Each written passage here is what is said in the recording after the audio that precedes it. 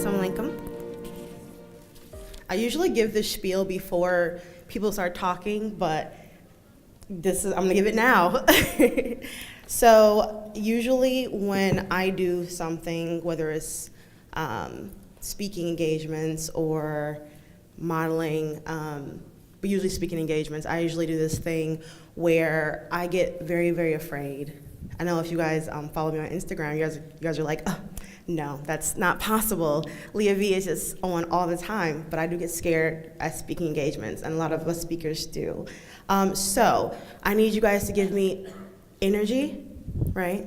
So, and I'm gonna explain to you how much you guys give energy. If there's anything that I say or anything that the panelists say, or one another, it's time for you guys' Q&A session, I need you guys to do a hijab flip, okay?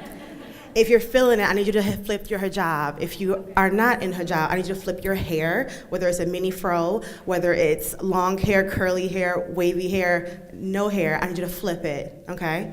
The next thing you can do is you can snap those fingers, okay? And if you want to get a little bit Detroit style, you can just like pat it a little bit, you know? Gotta pat it a little, you can't itch, you gotta pat. Cause like we need as much energy from you guys, just like you need energy from me, right? Just like you were talking about like TED Talks and the energy you give. The energy you give is very important if you want to do public speaking or be on social media or be a teacher, be a mother. You have to give the energy that you want to receive. So that's my little spiel. So I kind of want to give you guys a little bit of background of what I do and how I got there, and then we'll talk about these cool things that they have written for me on this piece of paper. So my name is Leah V. My Muslim name is Amira. Nobody really calls me Amira anymore because when my friends found out that my last name was Vernon, they started calling me Vernon. And then people started calling me LV. And then I started just to go by Leah V because that is my birth name, and it sounds like a superhero name. So I make everyone call me Leah V now. So my journey is way beyond 20 minutes. So I had, when I was younger, people always used to say, oh my God, Amira, like you're so photogenic. And I'd be like, no, I'm not. I'm the ugliest person on this planet. I'm fat, I'm short, I'm disadvantaged, and I have no father. So I'm not pretty at all. I used to get that all the time. As I got older, like in college, I had body dysmorphia, which means that when you look in the mirror, you don't see what other people see. You might see distorted versions of yourself. You might think that you are not attractive. You might try to constantly you're covering something that you need to show more of. You're trying to conceal yourself, right? And then I also had eating disorders where I would do these ridiculous diets to lose weight so I can be thin, because in this world, thinness means happiness, right? Having a fake butt, fake boobs, that means happiness in this society. So falling into all that toxicity, I was at a speech class, and I was very, very like wear dark colors, very emo Muslima. And I got on stage to speak, and everyone shut up. The entire class stopped talking. So at that point, I'm like, I think I might have something's there. Still, I didn't know my calling. I was married, not anymore. I was married at one point, and during that point, I woke up and I was like, you can start a blog maybe? Don't know. You should just start a blog. It should be named Beauty and the Muse. And I did it. I had an Android phone, which is very blurry. The worst fashion you can ever, and I don't want nobody going back in my blog days. Do not go back and be tagging me and talking to me in those pictures because they're horrible. Eyebrows bad, makeup bad, clothes just ridiculous. But what happened was I started telling stories about my insecurities instead of hiding them like we all do, right? We are like, oh, everything's just great. Everything's fine, right? No, everything's not fine. And that's okay, because it's cool to be perfectly imperfect.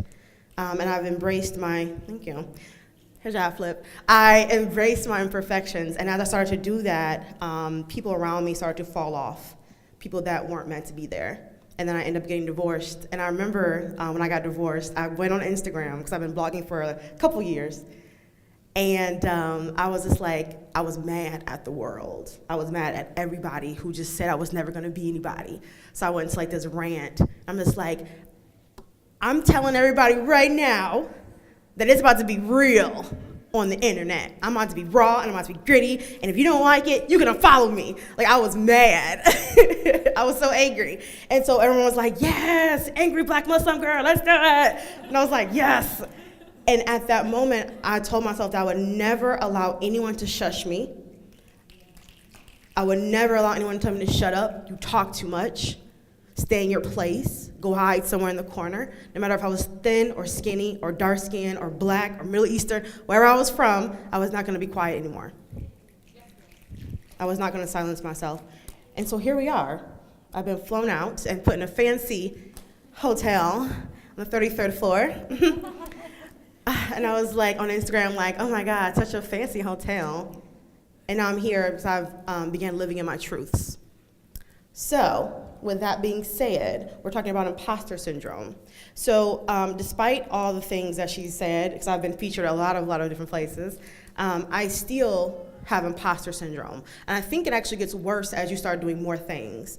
People think that at this point in your life, when you're starting out or in the middle of your career, or even at the end of your career, people are like, oh, it just gets better with time. Like, you're just so confident. You just walk on set like Mariah Carey and just like, I want the red M&Ms out the bowl. I want double. I don't want anyone speaking to me on set. You know, this is the visions of what people think when they hear about like social media stars or anything that you're very, very successfully in. And that is not the case. I have to fight against myself all the time from having imposter syndrome. There are times when because I'm a plus-size black Muslim woman from Detroit, I'm in spaces like, let's say I was on set at Refinery 29, and I was the only plus-size black woman on set, with people who are considered very beautiful, very successful, and then there's me. And I'm sitting there just like, I don't belong here. Why do they want me here? And my friends tell me, stop saying that to myself, but you can't help but wonder, if you're in a marginalized, unconventional body, why do they want me here? Like, what is my purpose for being here? What I have to tell myself is that you deserve to be here, right? You deserve to be here, and you're here for a reason. Sometimes we have to kind of step away from ourselves. I'm very dramatic. I'm a Leo. I'm very ridiculous most of the time. You must be a Leo too, because she was snapping loud. I heard it up here. So sometimes you have to step back and talk about purpose and think about purpose. What is the purpose of me doing what I'm doing? Are you on social media to get likes? Are you on social media to be validated by strangers, by family members, by cute men or women? Like, oh, my little crush just liked my picture. Okay, I feel good today. Okay, so are you online with a purpose, or are you online for validation from other people? This can be in any field, whether you want to be an engineer or a lawyer, a presenter, whatever you want to do in life. Why am I doing this?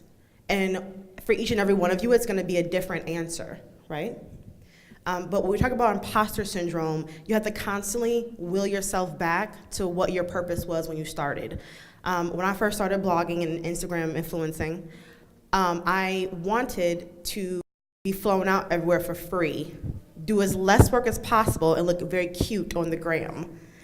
That was a part of the reason. When I tell you I failed 3 times with that mentality, I failed 3 times with that mentality. When I changed my mentality of, I'm gonna do this for me, because I like to do this. I wanna show women that you can be in anybody, to be beautiful, to feel wanted, to feel worthy, and started helping women and men instead of, I just want to look cute on the gram. I just want my face to be beat, my turban to be on fleek, my hijab to be, smooth and sleek. Then that's when things started to change for me. And then that's when people started to take notice of me being genuine. So when we talk about imposter syndrome, you definitely have to figure out what your purpose was, why you're doing it. Are you doing it because your parents want you to do it? Are you doing it because you really want to do it? Do you have it in here, right? Imposter syndrome is something that you'll never get over. Sorry to burst your bubble, but it's never gonna leave you, right? Just like with any habit, you always somehow slip back, but you can lessen it with realization and self-awareness. So ask yourself, why am I doing what I'm doing? Okay? How do I deal with the haters? Oh my goodness. They have 800 stories, but I'll tell a big one. So like they say, more money, more problems, right? I just want to say that I don't actually have more money, but yeah, so when you start to get more accolades in any field, I'm talking about Instagram because that is my field, or social media, people start coming for your life. They come for your life, and I mean they are coming hard for you. I've been told that to take my hijab off because I wasn't wearing it properly. I've been told because I wear, well, I'm not like the most modest dresser, but because I wear tight clothes that Allah should break my back. I've been told that I should not Muslim. I couldn't possibly Muslim and be a feminist. I have been told, I've been called kafir, all types of things. Many of which hurt my feelings because I'm very much so Muslim, no matter what I have on. Yeah. And unfortunately, that's the world we live in. So as I started to climb up the ranks, people started coming for me. The worst one was a man actually, and he actually didn't hit just me. He made these really weird animated videos of me basically degrading me and a couple other Muslim influencers, ones who wore turbans and then ones who talked about equality like myself. And the videos were very disgusting. I guess he thought that if he could degrade me, that he would degrade me into submission, right, into being the kind of Muslim that he thought I should be or look like. I wasn't having that. So what I did, because I'm petty, I'm a little petty sometimes. I basically made a full-blown post about it, and I posted on Instagram. And a lot of my followers are not Muslim. I think it's a lot of Muslims. I have some alternative Muslims. I have old white women. I have people from overseas. I have like a mixture of fans. And the non-Muslims and Muslims alike, they went hard on him.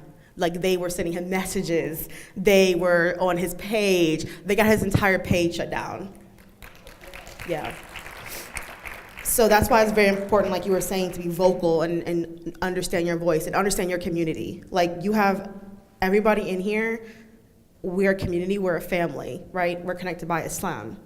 I don't care how you look or what you dress or what you do or don't do in the dark or in the light, we're still connected. And when you go back to your communities, you're connected in those communities, and we're deeply rooted for hundreds and thousands of years. So when you mess with one of us, you mess with all of us, right? So how I deal with haters is I do 3 things. The first thing is block. Like block, hard block, and block. Just like I block them. Sometimes if the hate is so real, I leave it up and allow my followers to just get them. Because like they will get them. I call them the beehive.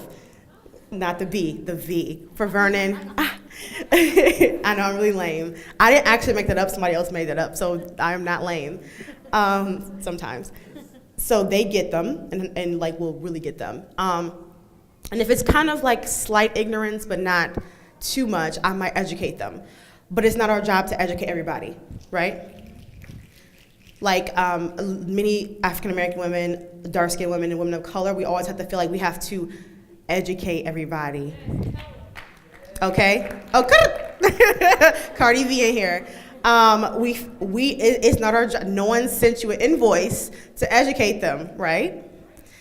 When you educate someone about hijab or your body or anything like that, it is out of the courtesy of your heart to do that, right?